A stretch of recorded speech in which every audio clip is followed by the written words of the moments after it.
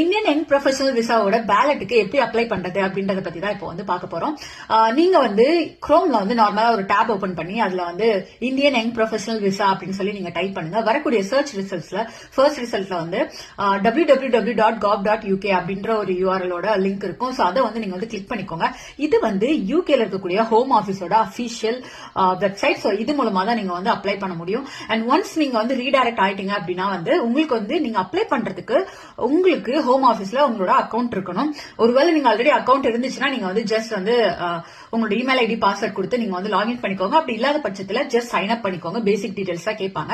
Once நீங்க sign up பண்ணி முடிச்சிட்டீங்க அப்படின்னா வந்து இந்த இந்தியன் யங் ப்ரொஃபஷனல் விசா ஸ்கீமோட பேஜ்ல வந்து அதுலயே வந்து உங்களுக்கு வந்து எலிஜிபிலிட்டி நீங்க செக் பண்றதுக்குன்னு சொல்லிட்டு நீங்க ஸ்க்ரால் பண்ணீங்கன்னா எலிஜிபிலிட்டி கொடுத்திருப்பாங்க. அதை வந்து ஒரு டைம் நீங்க வந்து செக் பண்ணிக்கோங்க.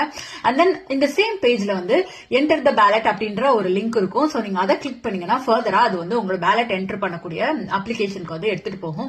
சோ இப்போ பாத்தீங்கன்னா நிறைய பேர் வந்து சேம் டைம்ல வந்து அப்ளை பண்ணுவாங்க. பிகாஸ் இது வந்து ஜஸ்ட் 2 days ஓபன் ஆயிருக்கக்கூடிய ஒரு பேலட்.